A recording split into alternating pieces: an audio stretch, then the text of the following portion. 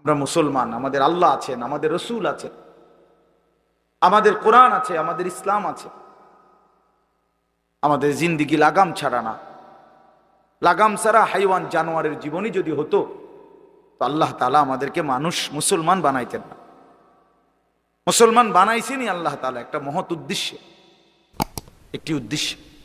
প্রতিটা মানুষকে আল্লাহ তাআলা উদ্দেশ্য নিয়ে বানাইছেন। আফা হাসিবতুম আন্নামা খালাকনাকুম আবাসান। কোরআনুল কারীমের মধ্যে আল্লাহ তাআলা বলেন, বান্দা তোমরা কি এই ভেবেছো যে আমি আল্লাহ তোমাদেরকে অনর্থক বানিয়েছি? কোনো উদ্দেশ্য নাই, এমনি এমনি। ওয়া আন্নাকুম ইলাইনা লা তুরজাউন। এবং আল্লাহ তাআলা বলেন, তোমরা কি এই মনে করেছো বান্দা যে আমি আল্লাহর কাছে তোমাদেরকে ফিরে আসতে হবে না? কি ভাবছো আমার কাছে আসতে হবে না? তো উত্তর দেন, বলেন, উত্তর দেন না যে আমরা কি আল্লাহর কাছে ফিরতে হবে? বলেন না, সবাই বলেন। ছেলেরা বলো, ভাই ফিরতে হবে আমরা আল্লাহর কাছে। তো তিনি কি কিছুই জিজ্ঞেস করবে না? ফাওয়ারাব্বিকা লানাসআলান্নাহুম আজমাইন। খোদার কসম, কোরআনে আয়াত। আল্লাহ বলেন, আমি রবের কসম করে বললাম, আল্লাহ নিজের কসম করে বললাম, আমি আমার জাতের কসম করে বললাম, বান্দা আমি কিন্তু তোমাদের সকলকেই জিজ্ঞেস করব। ফাওয়ারাব্বিকা লানাসআলান্নাহুম আজমাইন। আজমাইন মানে সকলে, একজনকেও ছাড়বো না বান্দা, আমি জিজ্ঞেস করি। কি ভাবছে ওই ছেলে? এই বেটা, কোন বাংলা বুঝো না ইংরেজিতে কইতাম? বন্ধ করো, লাইট বন্ধ করো, মোবাইলটা নামাও।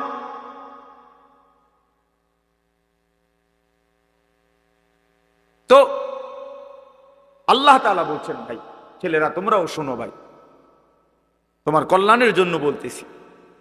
আল্লাহ তাআলা বলেন, বান্দা আমি কিন্তু জিজ্ঞেস করবো, একটা সেকেন্ড, একটা নিঃশ্বাস আমার হিসাব থেকে বাদ যাবে।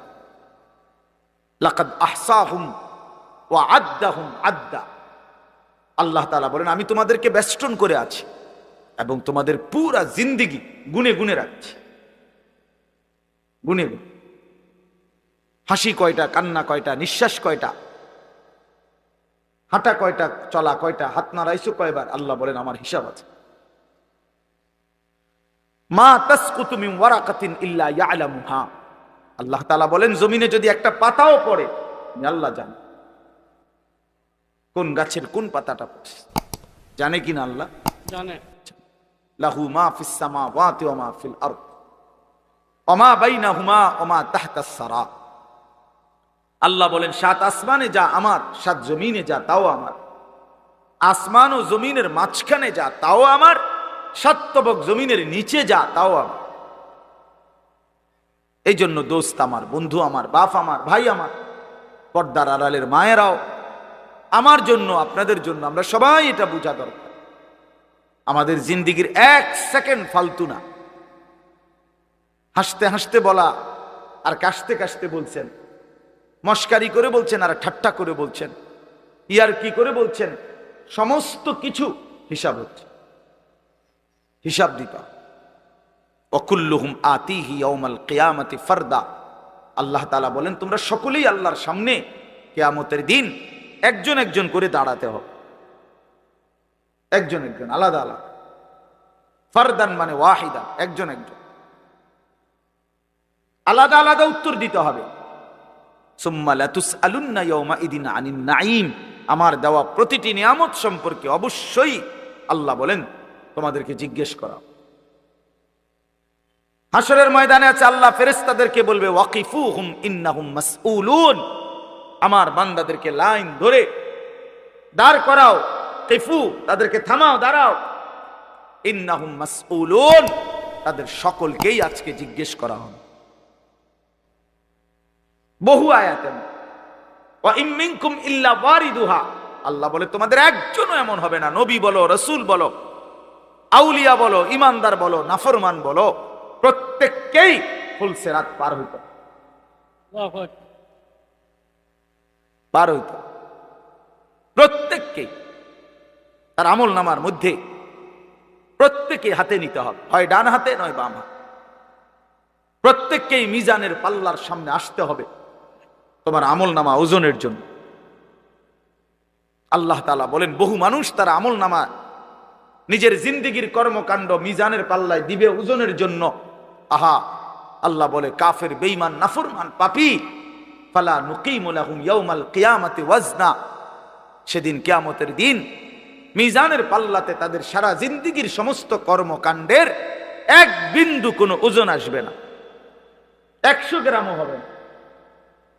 100 গ্রাম জিন্দেগিটা শুধু ভাত তরকারি আর বন বিড়ি আর চা বিস্কুট আর ঘর বাড়ি বাজার ব্যবসা চাকরি টাকা রোজগার এর মধ্যেই শেষ করে দিছে।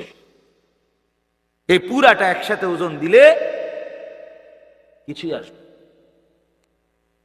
কিছুই আসবে। আল্লাহ তাআলা বলেন ফামান সাকুলাত মাওয়াজিনুহু ফাহুয়া ফি ঈশাতির রাদিয়া ওয়া মান খাফফাত মাওয়াজিনুহু ফাউম্মুহু হাওিয়া। যার মিজানের পাল্লায় আমল ভারী হবে সে অনন্তকালের সুখের জান্নাতে বসবাস করবে। যার আমল নামায় মিজানের পাল্লা আমল নামা হালকা হবে তো সে জাহান্নামের নির্মম ভীষণ আগুনের মধ্যে নিক্ষিপ্ত। এজন্য দোস্ত সবাইরে বল, শুধু এই এক বেলার ওয়াজ না, আল্লাহর কথা প্রতিদিন মনোযোগ দিয়ে শোনা উচিত। জুম্মার বয়ান দিল দিয়া শুনবেন। কেন ঘুমাইবেন, কেন জুরাইবেন, কেন দুষ্টুমি করবেন? আল্লাহর কথার সামনে কোরআন শরীফে আছে, সরাসরি আছে। আল্লাহ বলেন আমার কথা যার সামনে বলা হলো অথচ সে তার প্রতি মনোযোগী দিয়ে হলো না, আমান আযলামু মিম্মান যুক্কিরা বিআয়াতি রাব্বি ফাআরাযা সুম্মা আ'রাযা আনহা। আল্লাহ বলেন আমার কথা যার সামনে পেশ করা হলো অথচ সে তার থেকে বিমুখ, মনোযোগ দিল না, আল্লাহর কসম আল্লাহ বলছে তার চাইতে বড় জালেম আর কেউ না। ওটা নিকৃষ্ট জালেম, ওটা সীমা লঙ্ঘনকারী বেয়াদব, যার সামনে আমার কথা বলা হচ্ছে অথচ সে আমার কথার প্রতি মনোযোগী না। কার সাথে গাদ্দারি করছিস বেটা? কার সাথে? কত বড় মালিকের কালাম, কলিজা ছিঁড়ে যাওয়ার কথা, দিল নড়ে উঠবার কথা। তাকশাইরু মিনহু জুলুদুল্লাযীনা ইয়াখশাউনা রাব্বাহুম। আল্লাহ বলে কোরআন তো আমি এমন নাজিল করেছি আমার ইমানদার বান্দা যখন শুনবে তো তার শরীরের চামড়ার উপরে যেই পশমগুলো আছে সেগুলো দাঁড়ায় যায়।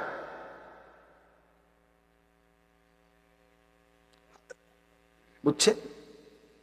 এই জন্য বাপ আমার, বন্ধু আমার, এতক্ষণ লাগাই আপনাদেরকে এই কথাটাই বুঝাইতে চেষ্টা করলাম। আজকের জন্য না, জিন্দেগি পরিবর্তনের জন্য আল্লাহর কথা দিল দিয়ে শুনতে হয়। ছোট হুজুর বড় হুজুর কোনো কথা না, আপনাদের গ্রামের হুজুর আর বাহিরের হুজুর কোনো কথা না। আমিও গ্রামেরই, আমি কোনো মাটির তলের থেকে আসি নাই, চাঁদের দেশ থেকে আসি নাই, ঠিক কিনা বলেন? আমিও এক গ্রামের সন্তান, তো আল আমিনও এক গ্রামের সন্তান, মৌলানা ইয়াহিয়াও এক গ্রামের সন্তান, হুজুরও এক গ্রামের সন্তান। তাহলে স্থানীয় না দূরের এটা কোনো কথা না, প্রধান বক্তা না বিশেষ বক্তা এগুলো কোনো কথা না, সকালে বলছে না আসরের পরে বলছে এটাগুলো কোনো কথা। রাত 10টা বাজে ওয়াজ করলে উনি প্রধান বক্তা আর আসরের পরে বয়ান করলে উনি সামান্য বক্তা, এই সিদ্ধান্ত কে দিল?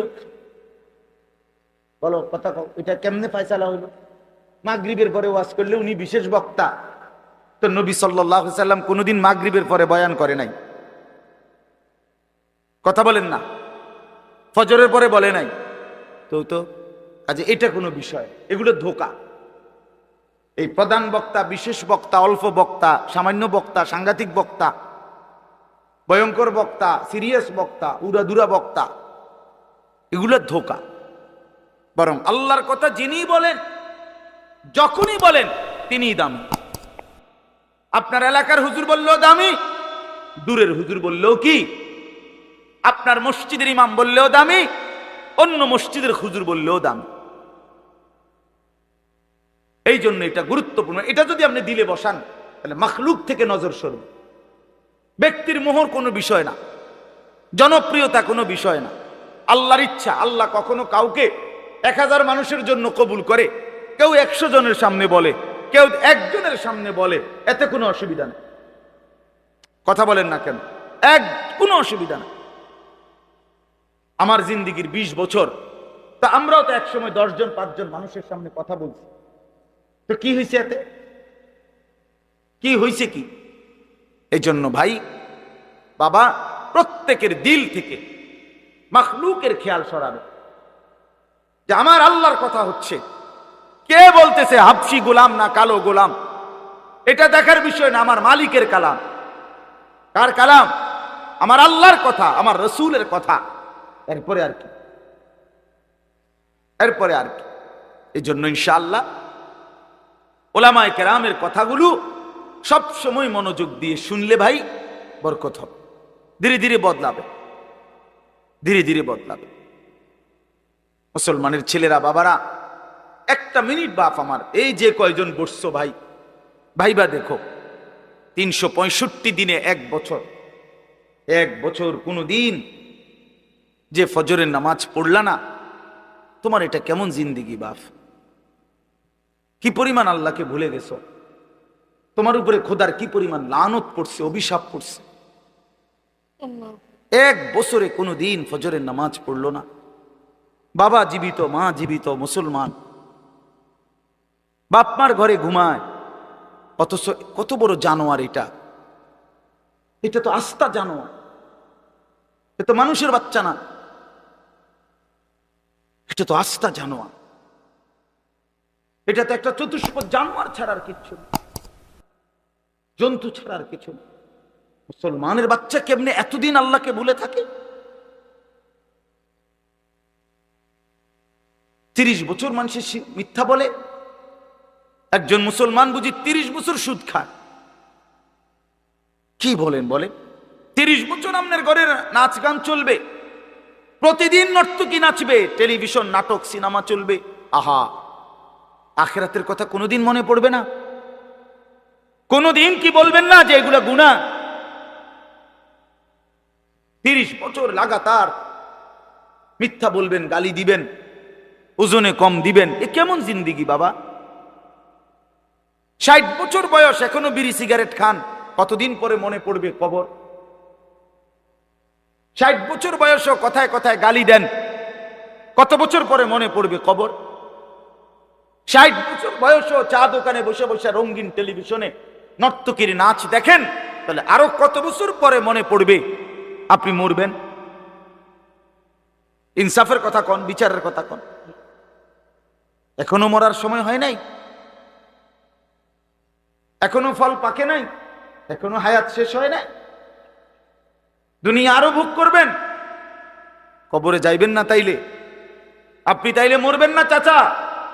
আহা বাপ, কেমনে বলে গেল? আলাম ইয়ানি লিল্লাযীনা আমানু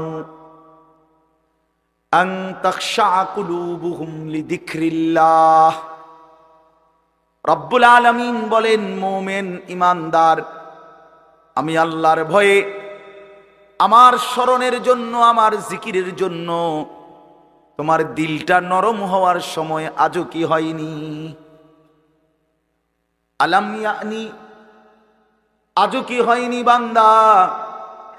আজ অনেক দিন হয় আমারের সেজদা দাও না, তাহলে কি বান্দা আর কোনদিন সেজদা দিবা না? আল্লাহ ডাক দিয়ে বলে, বান্দা তাহলে আর কোনদিন বুঝি হালাল খাইবা না? আমি যে তোমার জন্যই জান্নাত বানিয়েছিলাম, কেমনে প্রত্যাখ্যান করে দিলা? শুধু এইটুকু দুনিয়া পেয়েই কেমনে খুশি হয়ে গেলা? এটুকু দুনিয়া তো আমি জন্তু জানোয়াররাও খাওয়াই, এটুকু দুনিয়া তো আমি কাফের বেঈমানকেও খাওয়াই, সামান্য এটুকু দুনিয়া নিয়েই খুশি হয়ে গেলা? অনন্তকালের আখিরাত তাইলে নিবা না? কুলু ওয়া তামাত্তাউ কালিলান ইন্নাকুম মুজরিমুন। আল্লাহ বলেন, নাফরমান পাপী বান্দা, অল্প সময়ের জন্য দুনিয়া খেয়ে নাও, দুনিয়া ভোগ করে নাও। ইন্নাকুম মুজরিমুন, শুধু কেবল মনে রাখো তুমি কিন্তু নাফরমান। খাও, নাস্তা খাও, রাতের খানা খাও, শুধু বান্দা মনে রাখো, ফজরের নামাজও পড়ো নাই, এশার নামাজও পড়ো নাই।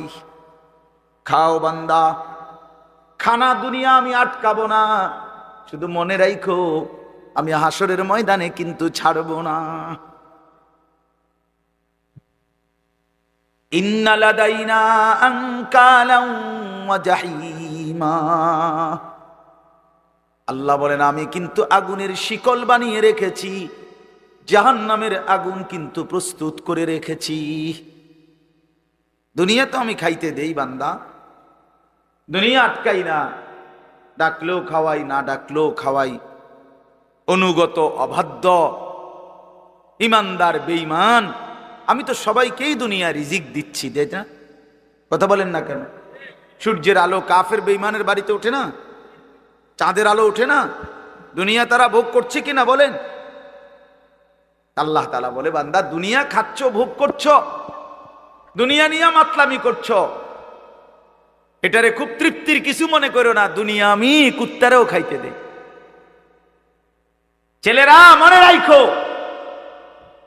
শুধু ভাত মাছ খাইতে পারতেছো আর ঘুমাইতেছো আর মোবাইল টিপতেছো আর নর্তকী দেখতেছো, আল্লাহ চেনো না, আখিরাত চেনো না, কবর চেনো না, মৃত্যু চেনো না, জাহান্নাম বুঝো না, জান্নাত বুঝো না, আল্লাহর ভয় বলতে কিছু চেনো না, শুধু মনে করছো খাইতেছো আর ঘুমাইতেছো। রাস্তার কুত্তার দিকে তাকাইও, ওই কুত্তাও খায় আর ঘুমায়,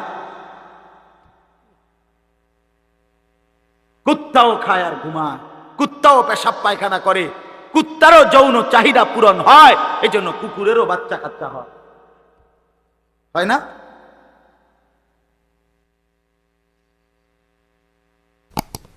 আল্লাহকে কেন ভুলে যাব আমরা?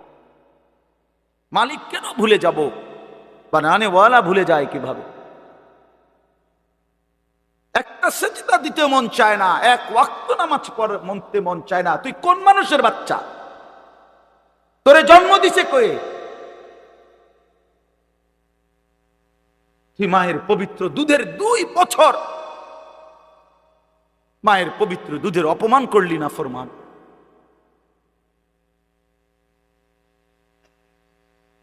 এই জন্য আমরা প্রত্যেকেই ফিকির করি, দিল দিয়া ভাবেন। প্রতিটা ওয়াজ, প্রতিটা মাহফিল বাবা, কবরবাসীদের রুহের মাগফিরাত যেমন দরকার, আপনাদের হেদায়েতও তেমন দরকার। ঠিক কিনা বলেন? কবরবাসীদের জন্য, ওরা তো চলেই গেছেন, ওনারা তো চলেই গেছেন, ওনাদের জন্য দোয়া ছাড়া আর কিছুই করার নাই। না আমি ওনার কিছু সংশোধন করে দিতে পারবো, না উনি ওনার নিজের কিছু সংশোধন করতে পারবে কিনা বলেন না? শুধু দোয়া, শুধু দোয়া। কিন্তু আমার হাতে আপনার হাতে তো এখনো যেটুকু হায়াত আছে, এটুকু হায়াতে সংশোধন করার সুরত আছে না? এখন তো আছে, নিঃশ্বাস যাওয়া পর্যন্ত তো সুযোগ আছে বাবা, এখনো তো সুযোগ আছে। আল্লাহ তাআলা বলছেন নবী সাল্লাল্লাহু আলাইহি সাল্লামকে, বন্ধু আপনি আমার বান্দাদেরকে বইলেন 90 বছর টানা আমার নাফরমানি করছে, 90 বছর পরেও যদি কোনো দিন বুঝতে পারে, সমস্ত গুনাহ ছেড়ে দিয়ে আর করবে না ওয়াদা দিয়ে, লজ্জিত আর অনুতপ্ত হয়ে যদি এক ফোঁটা চোখের পানি ফেলে, আমি আল্লাহ ওয়াদা দিলাম 90 বছরের গুনাহ একসাথে মাফ করে। আপনি বইলেন আমার বান্দারে, ওই যেন কোনোদিন নিরাশ না হয়, আমি আল্লাহ আছি, আমি মাফ করে দেব। তরে বইলেন গুনাহ ছেড়ে দিয়ে আসতে, আরে বইলেন তওবা করে আসতে, আরে বইলেন আর করবে না ওয়াদা দিতে। মস্কারি করলে হবে না। আপনি জানেন আপনি গুনাহ এটা ছাড়বেন না, আপনি জানেন আপনি মিথ্যা বলা ছাড়তেছেন না, সুদ ছাড়েন না, বিড়ি ছাড়েন না, হারাম ছাড়তেছেন না, আপনি জানেন আপনি টেলিভিশন দেখা বন্ধ করবেন না, এরপরে আপনি ডুইল্লা কইবেন আস্তাগফিরুল্লাহ। কি আস্তাগফিরুল্লাহ কইলেন? কারে কইলেন? এই মিথ্যাবাদী! আল্লাহ যদি মুখের উপরে বলে এই বাটপার, তুই কারে বললি আস্তাগফিরুল্লাহ? তোর কলজাটা আমি চিনি না? কথা বলেন। মাফ তো চাইবে ওই ব্যক্তি যার বুঝ আসছে যে এটা গুনাহ, আমি ছেড়ে দিলাম, আর করব না, ওয়াদা দিলাম, মাওলা আমি লজ্জিত, আমি মাফ চাইতেছি, আপনি আমারে মাফ করে দেন। আল্লাহ বলেন এমন গুনাহ যদি আসমান পরিমাণও হয় আমি মাফ করে দেব, কিন্তু শর্ত হলো কি করে দিতে হবে? কথা বলেন না, কি করতে হবে? ছেড়ে দিতে হবে, আগে ছেড়ে দিতে হবে। আগে ছাড়ো তো, আর করবা না, বলো। একাকী হলে একাকী বলো, রাত গভীরে বলো। আল্লাহ বলেন, ইন আতাইতানি লাইলান আতাইতুকা লাইলান। বান্দা, তুমি যদি আমার কাছে রাতে আসো গুনাহ নিয়া মাগফিরাতের জন্য, আমি রহমত আর মাগফিরাত নিয়া আমি আল্লাহ রাত গভীরেই আসবো, রাতের অন্ধকারে। আমি রাতের 3টায়ও ঘুমাই না, দিনের 3টায়ও ঘুমাই না। আমি রাতের 4টায়ও ঘুমাই না, আমি দিনের 4টায়ও ঘুমাই না। আমি আল্লাহর কোনো শুক্রবার শনিবার নাই, আমার কোনো ছুটি ছাটা নাই। আমি 24 ঘন্টা আল হাইয়ুল কাইয়্যুম, আমি সর্বদাই জীবিত, আমি সারাক্ষণই আছি, কায়নাত পরিচালনা করছি। আল্লাহর কোনো বিশ্রাম আছে? আল্লাহর কোনো ক্লান্তি আছে? আল্লাহর কোনো ভুল আছে? আল্লাহর কোনো ছুটে যায় কিছু? আল্লাহ আমাদেরকে বুঝ দান করেন। ভাই আমার কথা সহজ সরল কথা। আমি আপনাদের পরিবর্তন চাই। কারো ঠেলাঠেলি, ধাক্কা ধাক্কি, কারো খোসাখুসি টোটালি আমার আর পছন্দ না। আমারও হায়াত শেষ, আমারও জিন্দিগি। আল্লাহ তাআলা কোরআনুল কারীমের মধ্যে বলছে, বান্দা বয়স যখন 40 পূর্ণ হয় তারপর থেকে পুরা ফিকির আখিরাত। ওয়ালাম্মা বালাগা আশুদ্দাহু ওয়া বালাগা 40 সানা। বুজুর্গানে দিন তো বলছে 40-এর পরে জিন্দিগি গুটায় ফেলো, পুরা দিল দিমাগ আখিরাতের দিকে ফিরাও। আল্লাহ আপনি আমারে দয়া করে 40 পর্যন্ত হায়াত দিছেন, এবার আপনার শুকর মাওলা, শুকর শুকর। অথচ আপনাদেরকে আল্লাহ তাআলা 60 বছরের হায়াত দিলেন। আপনারা এত সুন্দর জীবন আল্লাহ দিছেন, এতটা সুযোগ দিলেন, মাইডারে বিড়ি খাইতে খাইতে শেষ করেন, বন খাইতে খাইতে আর চা খাইতে খাইতে, চা দোয়ানে গপ মারতে মারতে আর ফালতু কথা কইতে কইতে শেষ। এটা কি? এটা কি? এটা কোন ধরনের কথা? বুড়া মানুষ আড্ডা দিবে কেন? বুড়া মানুষ গপ মারবে কেন? বুড়া মানুষ বিড়ি খাবে কেন? বুড়া মানুষ ফালতু কথা বলবে কেন? বুড়া মানুষ গালিগালাজ করবে কেন? আপনার তো এখন কবর দেখা যায়, দেখা যায় না? তো আপনার তো একটা সেকেন্ড নষ্ট না করে উচিত জিন্দিগির এই শেষ সময়টা আল্লাহর তসবিহ, জিকির, কান্নাকাটি, দোয়া এর মধ্যেই লেগে থাকে। এটা উচিত ছিল না? কই, এই খবর তো নাই। আল্লাহ আমাদেরকে বুঝ দান করে। আমি আপনাদের সামনে 3টা আয়াত করছি, আর অল্প একটু সময়। এটা বন্ধ করলো? আচ্ছা, এই 3টা আয়াত পড়ছি আর একটু সময়, এই 3টি আয়াতের তর্জমা শোনাই আপনাদের। কোরআনুল কারীমের 29 নম্বর পারা, 76 নম্বর সূরা। সূরাটির নাম সূরায়ে তাহার। এই সূরার 3টি আয়াত, প্রথম 3টি আয়াত আপনাদের সামনে আমি তেলাওয়াত করেছি। এই 3টা আয়াত আপনাদেরকে এখন একটু শুনাই, একটু স্মরণ করানো, বিবেক জাগানো, এটাই মাকসাদ এই সূরার প্রথম 3 আয়াত।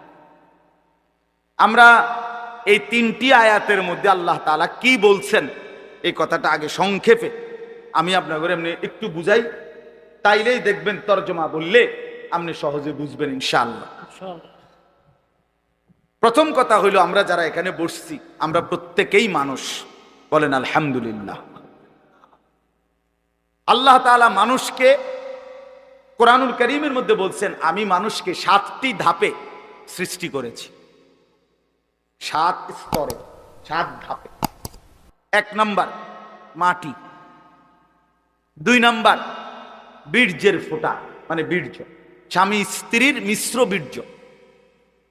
একটি সন্তান জন্মের ক্ষেত্রে স্বামী স্ত্রী উভয়ের বীর্যই ব্যবহার হয়, তাহলে এই 2 নাম্বার। 3 নাম্বার জমাট রক্ত। 4 নাম্বার গোশতের টুকরা। 5 নাম্বার হাড্ডির একটা খাঁচা, মানে কঙ্কাল। 6 নাম্বার হাড্ডির খাঁচার উপরে গোশতের আবরণ, এই যে যেখান দিয়ে যে দুর্গোশত দরকার দূর লাগে। 7 নাম্বার বডিটা রেডি, এবার রূহ ফুকে দিয়ে মায়ের পেট থেকে বের করে খালাস। কয়টা হইল? মাটি, বীর্য, জমাট রক্ত, গোশতের টুকরা, হাড্ডির খাঁচা, গোশতের আবরণ, রূহ ফুকে দিয়ে মায়ের পেট থেকে বের করে। আচ্ছা, এটা কোরআন শরীফে আছে, ওয়ালাকাদ খালাকনাল ইনসানা মিন সুলালাতিন মিন তিন সুম্মা জাআলনাহু নুতফাতান ফি ক্বারারিন মাকিন। সূরা মুমিনুনের মধ্যে 18 নম্বর পারায় এই ধারাবাহিক এই 7টা ধাপ আল্লাহ তাআলা বর্ণনা করছেন। এখন একটা ছোট্ট জিনিস ভাবেন, সেটা হলো মাটি থেকে আল্লাহ আমাদেরকে সৃষ্টি করেছেন। এখন এই কোটি কোটি মানুষ, তাদের প্রত্যেকের সৃষ্টির যে উপাদান মাটি, সেই মাটিটা আল্লাহ তাআলা কত হাজার বছর, কত যুগ, কত লম্বা সময় ধরে এই পৃথিবীতে সংরক্ষণ করেছেন, সেটা এক আল্লাহ ছাড়া আর কেউ জানে। আমারে আপনারে বানাইতে যেই মাটিটা ব্যবহার হইছে, সেই মাটিটা এই পৃথিবীর জমিনে কতদিন ধরে ছিল, কোথায় ছিল, কখন ছিল, কেমনে ছিল, পৃথিবীর কারো কোনো লিস্টির মধ্যে, হিসাবের মধ্যে, কাগজে, পত্রে, কলমে, নামে, উল্লেখে ছিল। শুধু জানতেন কে? বলেন না। 2 নাম্বার, মাটি থেকে সরাসরি বীর্য না, বরং মাটি থেকে আল্লাহ তাআলা স্বাভাবিকভাবে নির্দিষ্ট পরিমাণ খাবার, আমাদের যে খাবার আমরা খাই, এই মাটি থেকে আল্লাহ তাআলা জমিন থেকে খাবার উৎপাদন করেন। সেই নির্দিষ্ট খাবার থেকে একটি নির্দিষ্ট পরিমাণ খাবার আমার বাবা খাইছে, আল্লাহ খাওয়াইছেন তারে। সেখান থেকে নির্দিষ্ট পরিমাণ বীর্য আমার বাবার পিঠে আল্লাহ তাআলা তৈরি করছেন। অতঃপর একটি নির্দিষ্ট সময়ে বাবা মায়ের মিলনের মাধ্যমে উভয়ের মিশ্র বীর্য মায়ের জরায়ুর মধ্যে আল্লাহ তাআলা একত্রিত করেছেন। সেখান থেকে পরবর্তীতে আরো 9 মাস 10 মাস লাগায়া ধীরে ধীরে ধীরে ধীরে সমস্ত কার্যক্রম সাইরা একদিন আমার এই পৃথিবীর আলো দেখাইছে। এখন আপনি কল্পনা করেন, আমরা প্রত্যেকেই 1 মিনিট চিন্তা করি, কতদিন যাবত আমি মাটি ছিলাম, কতদিন যাবত কোন খাদ্যের সাথে আমি মিশেছিলাম, আমার অস্তিত্ব কোন খাবার থেকে আমার বাবার বীর্য হয়েছে, মায়ের সাথে কখন মিলন হয়েছে। নির্দিষ্ট সময়ে মায়ের জরায়ুতে আল্লাহ তাআলা উভয় বীর্যের ফোঁটা একত্রিত করেছেন। এরপরে এই লম্বা সময় লাগাইয়া আবার আমারে ধীরে ধীরে বানাইছেন। এই যে যুগের পর যুগ লম্বা সময়, কখনো মাটি, কখনো খাদ্য, কখনো বীর্য, এইভাবে যে ছিলাম আমরা, আল্লাহ তাআলা বলে, বান্দা তোমরা কি জানো এই লম্বা সময় শুধুমাত্র আমি কেবল জানতাম, পৃথিবীর কোনোখানে তোমার কোনো নাম, নিশানা, আলোচনা, বিশ্লেষণ, পর্যালোচনা, তোমারে নিয়ে কারো কোনো আলোচনাই ছিল না। তাহলে এত লম্বা সময় ধরে, এত দীর্ঘকাল থেকে তোমারে আমি আগলাইয়া আজকে আমি মায়ের পেট থেকে তোমারে পৃথিবীর আলো দেখাইলাম, এতদিন পর্যন্ত তোমারে আমি সংরক্ষণ করলাম, তুমি কি একবারও জানতে চাইলা না আমি তোমারে এতদিন লাগাইয়া কেন বানাইলাম,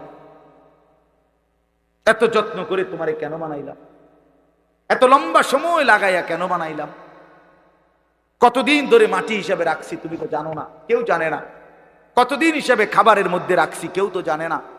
এই যে লম্বা সময় লাগাইয়া তোমার আমি বানাইলাম, মায়ের রেহেমের মধ্যে 10 মাস কেন লাগাইলাম আমি তো চাইলে, আচ্ছা আপনারাই বলেন, আল্লাহ তাআলা চাইলে কোন, এটা বললেই তো হয়ে যায়, ঠিক কিনা বলেন না? এটা আমরা সবাই জানি না। আল্লাহ তাআলা কোনো কিছু সৃষ্টি করতে চাইলে ঘন্টা 2-4 ঘন্টা লাগবে নাকি? মেশিন চালু করতে হইব নাকি? তাইলে আল্লাহ বলবেন কুন ফায়াকুন, হয়ে যায়। আরে হাদিসের মধ্যে আরো সুন্দর কথা আছে, নবী সাল্লাল্লাহু আলাইহি সাল্লাম বলেন, আল্লাহ তাআলার ক্ষমতা এত বড়, এত মহান, যে আল্লাহ তাআলা যদি কোনো কিছু বানাইতে চান তাহলে কুন, এক কুন বলতে 2টা অক্ষর, কাফ নুন পেশ, কুন মানে কাফ এবং কি নুন। আল্লাহ নবী সাল্লাল্লাহু আলাইহি সাল্লাম বলেন, আল্লাহ তাআলা বানাইতে চাইলে কুন, এটা পুরাটা বলতে হয় না, বরং কাফ এবং নুন এর মাঝখানে থাকতে থাকতে হয়ে যায়। মানে কোন শব্দটা পুরা কি করতে হয় না, শেষ করতে হয় না, তার আগেই হয়ে যায়। সুবহানাল্লাহ। এত বড় মহান ক্ষমতাধর আল্লাহ, সেই তিনি আমারে এত লম্বা সময় লাগাইলেন কেন? আমাদের তো একটু ভাবা উচিত ছিল ভাই। ছেলেরা আমার বাপ, বাবা আমার, আর সবাই, আমিও ভাবি, আপনিও ভাবেন, একটা বার তো ভাবা উচিত ছিল এত লম্বা সময় লাগাইয়া। আমার যখন কোনো নাম নিশানা ছিল না, তখন আল্লাহ তাআলা একদিন আমারে বাবা মায়ের মিশ্র বীর্য থেকে ধীরে ধীরে আমারে মায়ের পেটে রেডি করলেন। কেন করলেন? কেন করলেন? বসে বসে মোবাইল টিপবা ভাই? এই জন্য। শুধু কেবল নারী দেখবা, নর্তকী দেখবা, সারা রাত উলঙ্গ ছবি দেখবা, জেনা ব্যভিচারের আড্ডায় যাবা, মদ জুয়ার আড্ডায় যাবা, আর অসৎ বন্ধুদের সাথে সারা দিন আড্ডা দিয়ে এই সুন্দর হায়াত, এমন সুন্দর চেহারা, এমন চমৎকার নাক কান হাত পাওয়ালা বডি তিলে তিলে শেষ করে দিবা, নষ্ট করে দিবা। আহা আফসুস, এর জন্য আল্লাহ বানাইছেন? হায় হায় বাপ। মাঝ বয়সী চাচা আপনারা বলেন, জিন্দিগি আল্লাহ তাআলা কেন দিলেন? এই শুধুমাত্র 2টা ছেলে বিদেশ পাঠাইলেন, 3টা মেয়ে বিদেশ বিয়ে দিলেন, বাড়িতে একখান ঘর করিলেন, হ্যাঁ, সোফা বানাইলেন, খাট বানাইলেন, কয়টা ফার্নিচার আসবাবপত্র বানাইলেন, খালাস। এরই নাম 60 বছর? আল্লাহ তাআলা জিন্দিগির 50টা বছর উপার্জনের ক্ষমতা দিচ্ছেন এই শুধু এই যে ফার্নিচার আর এই গদ্দুর কদ্দুর, এই কদ্দুরের জন্য? একজন মুসলমান হিসেবে এই শেষ, এই জীবন? বলে আল্লাহ তাআলাকে জানা দরকার, জিজ্ঞেস করা দরকার। তো আল্লাহ তাআলা এই সূরার মধ্যে সেই প্রশ্নের উত্তর দিছে, বান্দা, একটি লম্বা সময় পার করে আমি আল্লাহ তোমাকে পৃথিবীর অস্তিত্বে এনেছি, তুমি শোনো আমি তোমারে কেন বানাইছি। আল্লাহ তাআলা বলেন, হাল আতা আলাল ইনসানি হিনুম মিনাদ দাহরি লাম ইয়াকুন শাইআম মাযকুরা। প্রতিটা মানুষের উপর দিয়ে এরকম যুগের পর যুগ অতিবাহিত হয়েছে, যখন সে উল্লেখ করার মতো, পরিচয় দেওয়ার মতো কোনো কিছুই ছিল না। এই মাটিতে কার অস্তিত্ব কেউ বলতে পারবে? ওই গাছে, ওই ফুলে, ওই ফলে, ওই খাদ্যে, ওই খাবারের মধ্যে কার অস্তিত্ব আছে আমরা জানি কেউ? শুধু জানে কে? আল্লাহ বলেন, শুধু আমি জানতাম। লাম ইয়াকুন শাইআম মাযকুরা, এই পৃথিবীর কারো কাছে তুমি উল্লেখ করার মতো ছিলা না। আগামী 50 বছর পরে, আগামী 30 বছর পরে কার ঘরে কোন সন্তান আসবে এখন বলেন? আমরা জানি কেউ? তাই আল্লাহ তাআলা বলেন, কেউ জানতা না, তুমি জানতা না, তোমার কোনো নাম দাম পরিচয় উল্লেখ ছিল না। দ্বিতীয় আয়াতে আল্লাহ বলেন, সেই আমি আল্লাহ, ইন্না খালাকনাল ইনসানা মিন নুতফাতিন আমশাজ। একদিন আমি আল্লাহ স্বামী স্ত্রীর মিশ্র বীর্য থেকে তুমি মানুষকে সৃষ্টি করেছি। অর্থাৎ যেদিন মায়ের জরায়ুতে গর্ভ হয়েছে, যেদিন মা অনুভব করছে তার পেটে বাচ্চা আসছে, সেদিন কিছুটা আন্দাজ করছে যে হ্যাঁ মা গর্ভবতী, তাও জানতো না ছেলে না মেয়ে। আরো একটা নির্দিষ্ট সময় পরে অনুভব হইছে। তো আল্লাহ তাআলা বলেন, তখনও তো জানতা না কোন দিন নাক লাগাইছি, কোন দিন চোখ লাগাইছি, কোন দিন হাত লাগাইছি। আমি পৃথিবীর কাউরে না জানাইয়া বান্দা বড় বেশি মায়া করে নিজের হাতে যত্ন করে তোমারে বানাইছি।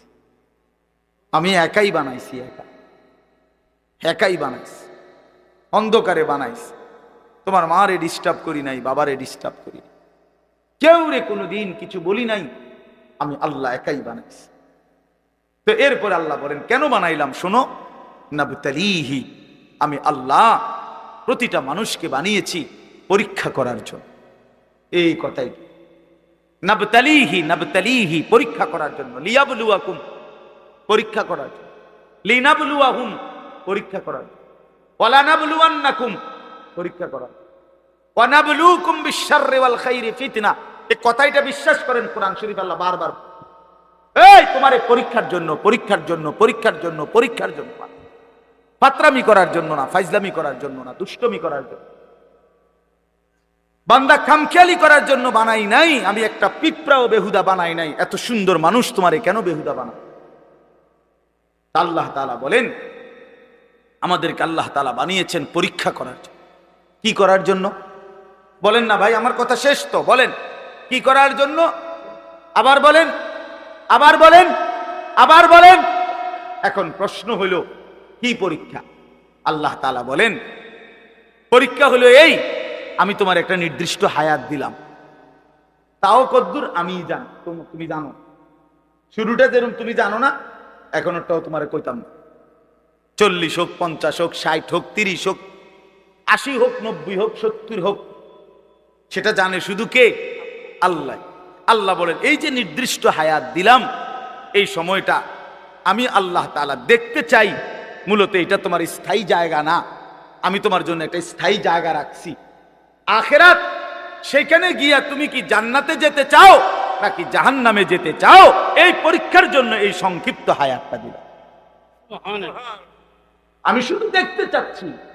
এখানে তোমরা রাখতাম না, এটা ওয়েটিং রুম, এটা মূল রুম না। তুমি যেমন একারে বিছনা টিছনা দিয়ে উঠতে লাইছো, আসলে কথা তো এরকম ছিল না, এনে হোতার জায়গা না তো। তুমি একেবারে ফাইলিং টাইলিং করিয়া, বিল্ডিং টিল্ডিং করিয়া, দরজা জানালা SS5 লাগাইয়া তুমি যে একটা বুঝ করে লইছো, তুমি তো মনে করছো আমার বাপ দাদা 14 গোষ্ঠী হয়তো মাটির ঘর আর বেড়ার ঘর আসিল দেখে মরিয়া গেছে, কিন্তু SS5 এর ঘরে তো মানুষ মরে না। না না, SS5 এ মরে না। ফাইলিং করলে আর বিল্ডিং মানুষ মরে না। আল্লাহ বলে না বান্দা, অল্প সময়ের হায়াত পরীক্ষা করার জন্য, যে আসল হায়াত জান্নাতে যাবা না জাহান্নামে যাবা, এই পরীক্ষা। এখন আসেন শেষ অংশ। আল্লাহ বলেন আমি যদি প্রশ্ন করি আল্লাহকে, তাহলে আল্লাহ ঠিক আছে আমি বুঝলাম, আমারে আপনি পরীক্ষা করার জন্য এই পৃথিবীতে হায়াত দিলেন। কিসের পরীক্ষা? আমি কি জান্নাতে যেতে চাই না জাহান্নামে যেতে চাই, এই পরীক্ষা। কথা বুঝছেন কিনা বলেন? এখন পরীক্ষায় পাশ করার জন্য, পরীক্ষায় উত্তীর্ণ হওয়ার জন্য, জান্নাতে যাওয়ার জন্য, জাহান্নাম থেকে বাঁচার জন্য আপনি আমারে কি কি ব্যবস্থাপনা দিচ্ছেন? আপনি আমারে এমনি ছেড়ে দিলে কি হবো নাকি? আমি কই যামু, কি যামু, আমি কিটা করবো, একটা কিছু আমারে বুঝ বুদ্ধি দিতে হবে কিনা বলেন না? তো আল্লাহ তাআলাকে যদি বলেন আল্লাহ পরীক্ষা দিতে আমারে পাঠাইছেন, পরীক্ষা নিতে, ঠিক আছে আমি মানলাম, আমিও চাই পরীক্ষায় উত্তীর্ণ হতে, জান্নাতে যেতে, জাহান্নাম থেকে বাঁচতে। তো আপনি আমার এই জন্য কি দিছেন? এই ভাই শুনেন এই শেষ কথাটা। আল্লাহ তাআলা বলেন আমি 3টি ব্যবস্থা তোমার জন্য, পরীক্ষায় পাশ করার জন্য, জান্নাতে যাওয়ার জন্য আমি আল্লাহ তোমার জন্য 3টা ব্যবস্থা করেছি। কয়টা বাপ? 1 নাম্বার ফাজআলনাহু সামিআম বাসীরা, আমি আল্লাহ তাআলা শুনবার জন্য কান দিয়েছি, দেখবার জন্য চোখ দিয়েছি।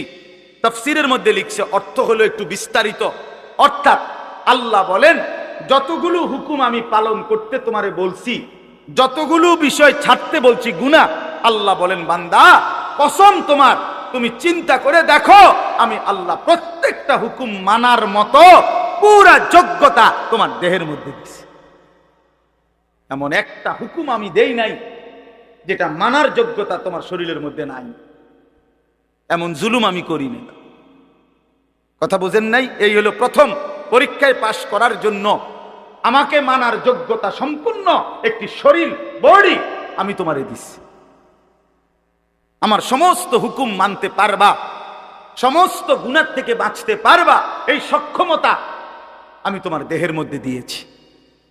বলেন, মনে করেন আমারে আপনারে আল্লাহ বলছে রুকু দিতে, কথার কথায়, কিন্তু আমার কোমর মনে করেন আমাদের এইটা বাঁকাই হয় না, এরকম ভাঙে না, কোমর বাঁকা হয় না। তো এরপরে যদি বলতো সেজদা দাও, এটা কলা গাছের যদি বলতো সেজদা দাও, এটা তাল গাছের যদি বলতো সেজদা দাও, আমারও যদি এরকম তাল গাছের মতো সোজা বানাইতো, যেটার মাঝখান দিয়ে কি হয় না, বাঁকা হয় না, তাইলেন এটা জুলুম হইতো, তাইলেন এটা অন্যায় হইতো। যে আল্লাহ আপনি আমার কি করলেন, কইলেন রুকু দিতাম, আমি কেমনে রুকু দিতাম, আমার তো কোমরে বাঁকা হয়। কথা বোঝেন নাই? আপনি আমারে বললেন সেজদা দিতাম, আমি তো নিচের দিকে যাইতারি না, আমার দেখ কনুইও ভাঙ্গে না, হাঁটুও ভাঙ্গে না। বলেন এমন যদি হতো তাহলে না জুলুম হইতো? কিন্তু আল্লাহ তাআলা আমাদেরকে নামাজ পড়ার যোগ্যতা আমাদের শরীরের মধ্যে দিয়েছেন কিনা? একটা ছেলে বলো, ভাই আল্লাহর দোহাই, এই মুসলমানের বাচ্চা, যদি মার পবিত্র দুধ খেয়ে থাকো, বলো তোমারে আল্লাহ তাআলা নামাজ পড়ার যোগ্যতা তোমার শরীরের মধ্যে দেয় নাই? তাহলে বেঈমান নামাজ পড়ো না কেন? কেন নামাজ পড়ো না? আমি দাঁড় করে, এখানে তো অসংখ্য ছেলে এখানে আছো, এখন চেহারা দেখলে বোঝা যায় তোমার ওই চেহারার মধ্যে তো হাইওয়ান আর জানোয়ারের চেহারা, যেই হাইওয়ান আল্লাহকে সেজদা করে না। আজকের এশার নামাজ পড়ো নাই, আজকের মাগরিব এক ওয়াক্ত নামাজ পড়ো নাই, এমন অসভ্য জঙ্গলি এখানেও তো বসে আছো। বেহায়া, লজ্জা করে না? কেমনে ঘুমাইবি বেটা? নামাজ না পড়ে যদি ঘুমাও, ফেরেশতা যদি একটা লাথি মারে, ফেরেশতা যদি একটা লাথি মারে, ফজরের নামাজ না পড়ে যে ঘুমাও, ফেরেশতা যদি একটা ঘুমের মধ্যে রেখে লাথি দেয়। ফেরেশতা ঘুমের মধ্যে রাইখা কোনো জাতিকে ধ্বংস করে নাই? কথা বলেন না কেন? ঘুমের মধ্যে রাইখা কোনো জাতিকে ধ্বংস করছে কিনা? কওমে লূতকে ঘুমের মধ্যে রাইখা ধ্বংস করছে, কওমে সামুদকে, কওমে সালেহকে, কওমে শুআইবকে, এই চারটা জাতিকে আল্লাহ তাআলা ঘুমের মধ্যে রাইখাই শেষ করে। আল্লাহ আমাদেরকে মাফ করে দেন। আমার কথা রাগ করো না ভাই, উদ্দেশ্য তোমার লগে কোনো ঝগড়া করা না, আমি কোনো কাজে লাগছি না, ঠিক কিনা বলেন না কেন? মাকসাদ কি আপনাদের লগে আমার ঝগড়া?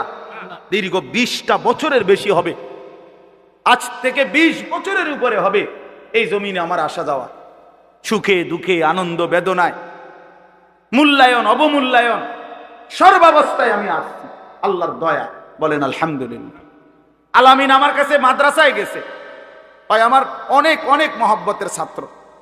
প্রতিটা ঈদ, রমজানের ঈদ, কোরবানির ঈদ, আমার একমাত্র ছাত্র হয় এই ছাত্র, এই আলামিন, হে একমাত্র আমার একজন ছাত্র ব্যতিক্রম, যার একটা আমল আমি সবসময় বলি যে প্রত্যেক ঈদের দিন হয় আর কেউ ফোন করুক বা না করুক, হে আমারে ফোন করে, ভালো আছেন নিউজ, আজীব, এটা তার সবসময়ের আমল। বহুদিন যাবত আমি দেখছি। আল্লাহ তাআলা উত্তম বিনিময় দান করেন। আমার বাপ,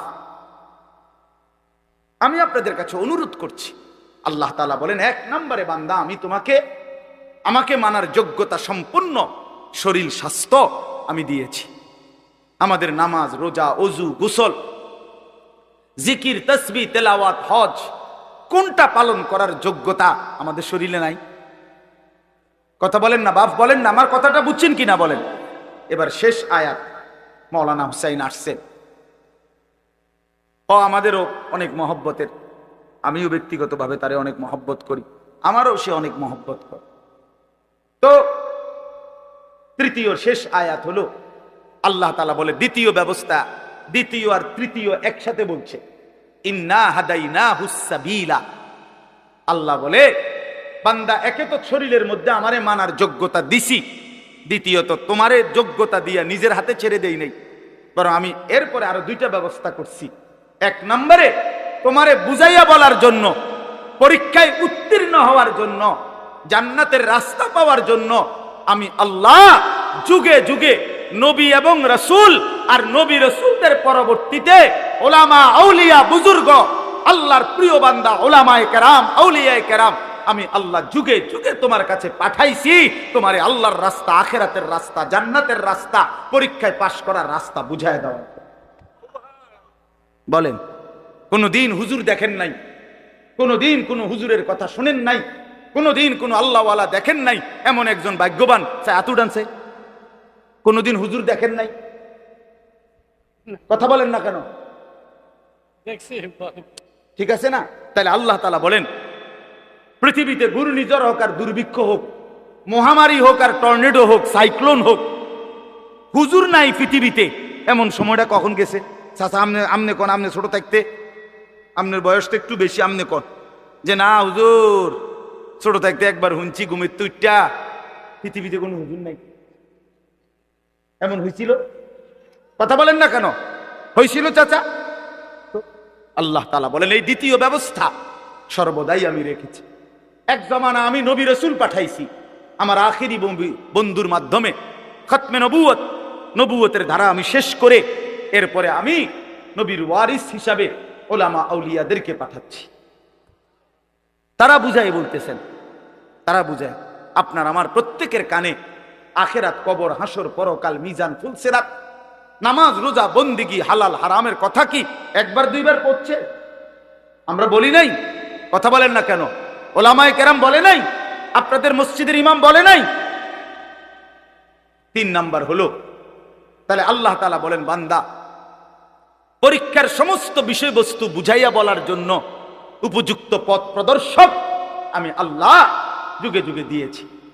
3 নাম্বার, বুঝবার জন্য আমার আসমানি কিতাব এই কোরআনও নাজিল করেছি। এই 3টা কয়টা হইল? মানার মতো যোগ্যতা শরীরে দিছি, বুঝাইয়া বলার জন্য নবী রাসূল এবং তারপরে উলামা আউলিয়া পাঠিয়েছি, আর বুঝবার জন্য কিতাব দিয়েছি। ইম্মা শাকিরান ওয়া ইম্মা কাফুরা। এবার শুধু আমি দেখতে চাচ্ছি, আমি আল্লাহ ব্যবস্থাপনা ঠিক করে দিছি, দুনিয়ার মধ্যে তোমার জন্য কিতাব দিছি, বুঝাইয়া বলার জন্য উপযুক্ত আলেম দিয়েছি এবং মানার মতো যোগ্যতা সম্পন্ন শরীর দিয়েছি। এবার শুধু আমি আল্লাহ দেখতে চাই ইম্মা শাকিরান ওয়া ইম্মা কাফুরা, তুমি আমার অনুগত না অবাধ্য, তুমি আমারে মানতেছো না মানতেছো না। আমি শুধু এটা দেখতেছি, এ দেখে দেখে শুধু দুনিয়ায় খাওয়াইতেছি, পড়াইতেছি, এটাতে অসুবিধা নাই, কিন্তু অনুগত এবং অবাধ্যের ফায়সালা, পুরস্কার এবং শাস্তি আখিরাতে। ইন্না আ'তাদনা লিল কাফিরিনা সালাসিলা ওয়া আগলালা ওয়া সাইরা। এর পরের আয়াত আল্লাহ বলে প্রতিটা অবাধ্য নাফরমান বান্দার জন্য আগুনের শিকল, আগুনের বেড়ি, জাহান্নামের আগুন রেডি রাখছি। ইন্নাল আবরারা ইয়াশরাবুনা মিন কাসিন কানা মিজাজুহা কাফুরা। আর প্রতিটা নেককার অনুগত বান্দার জন্য কাফুর মিশ্রিত সুগন্ধিময় শরাব আমি আল্লাহ আপ্যায়নের জন্য জান্নাতে রেডি রাখছি। রেডি, কথা শেষ আমার। অতএব বন্ধু আমার, বাপ আমার, আপনারা প্রত্যেকে মাওলানার কথা শুনেন, একসাথে দোয়া করে তারপরে যাইয়েন। কষ্ট করছেন, একটু সময় আরো বসেন। তা আপনাদের কাছে আমার অনুরোধ হইল, আমি আপনি প্রত্যেকেই নিজের হায়াত নষ্ট করেন না। আমরা কেউ আরেকবার ফিরবো না। ফিরবো আবার? আর ফিরবো আমরা কোনোদিন না রে বাপ, দুনিয়া একবারই আসা হয়। এজন্য দয়া করে হায়াতের কদর করে আল্লাহর হুকুম, রাসূলুল্লাহ সাল্লাল্লাহু আলাইহি সাল্লামের তরিকা, এর উপরেই জিন্দেগি কাটাবার চেষ্টা করেন। আল্লাহ তাআলা আমাদের প্রত্যেককে তৌফিক দান করেন।